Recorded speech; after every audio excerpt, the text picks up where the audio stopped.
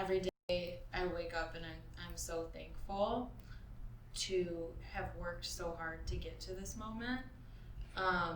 It's a lot of grant work, a lot of hiring, a lot of networking. It's crazy, and the licensing and landlords and lawyers, like there's so much that goes into opening a business. It's insane, but rewarding for sure.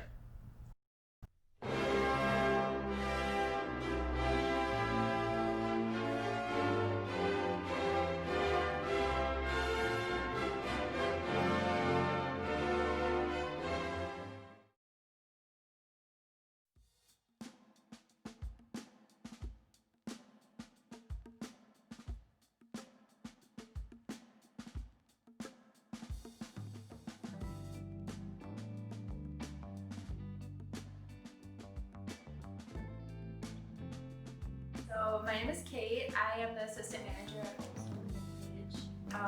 I met Mary in 2015, so I've kind of been, right behind her, like along the way. I've always been like, I'm so proud of her. Like, she's 25 years old and she has her own business. She has her own storefront.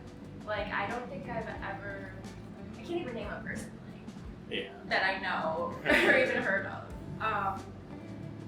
I honestly, I don't know. I got nervous. My name is Mary Capicchioni. I'm the owner of Old Soul Vintage. I am 25 years old. My biggest inspiration is my grandma and music, and history, obviously. Especially the 20th century part of history, cultural. My favorite era is the 1960s. My favorite band's Led Zeppelin. Love hip hop, I love skateboarding, love community, and I love Detroit.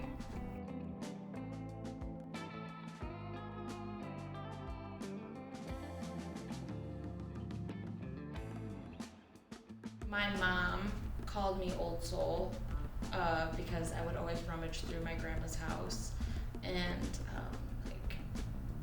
just get immersed in music and photos, like everything from the past.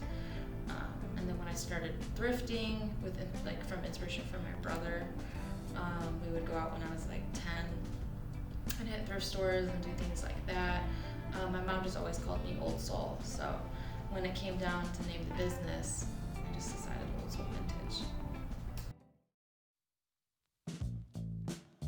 So the 60s and the span of 10 years had so many different events that it could have been 30 years in one. It's crazy. So you could start out with the early 60s and see, the women's lib movement grow into the mid 60s, into the late 60s. Music for sure, as far as progression of growing into rock and roll and movies. You get hit with Technicolor and the war, civil rights movement. I don't know, everything about it. The fashions, it's just everything. So doing pop-ups is fun because you get to meet a bunch of people who haven't made it to the shop. But that transition is great because, for inclement weather or, people who don't get a chance to go to the pop-up can always come to the storefront. Owning a brick and mortar was something that's always been a dream of mine. So growing from pop-up to brick and mortar is a blessing, and we love doing pop-ups still. So we like to have being able to do both is great. So.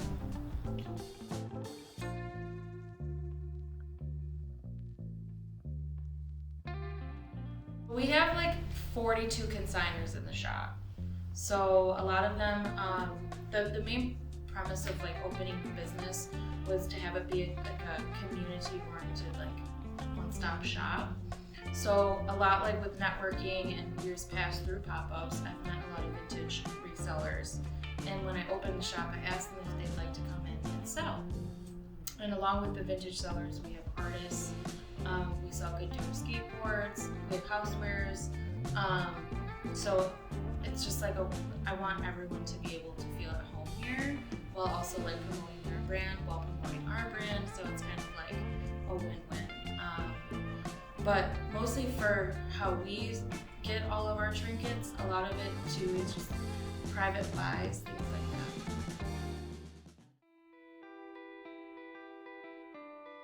COVID really affected everything. This was so unforeseen from a business standpoint.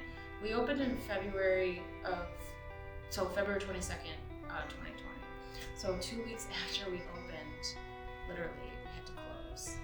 It was heartbreaking, and plus during the winter, not so many people are shopping anyway. So we were like, oh, this summer's gonna be great, because usually Midtown is packed with people in the summer.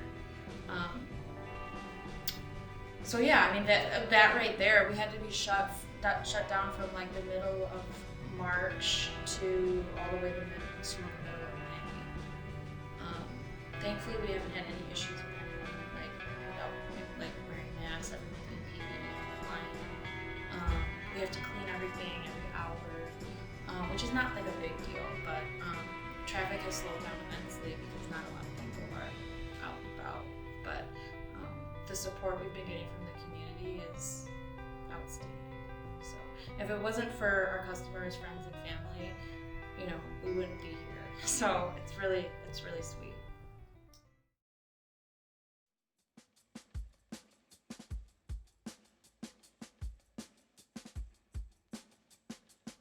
At Old Soul, we want to be a positive retail impact in the community. That's our main goal. It's in our business plan. It's what I've always wanted to do, even in 2014. We've been donating monthly to Detroit charities since we started. And every year we do a For the Girls event. The new event, FTG Periods Transcend Binaries, is going to be held via telephone. But every month we donate to local charities, and we want everyone from the community to feel safe and welcomed here, as well as the fact that there's over 85 places to eat and drink here in Midtown, and only 12 places to shop, more than half being gender specific or unaffordable. So I think with our price point and what we do as far as like for our customers and for the resellers in the community, we always want to be community oriented, for sure. Near future, I just hope that we continue growing. We become a staple in the Detroit community. People know that we give back here, and people understand that,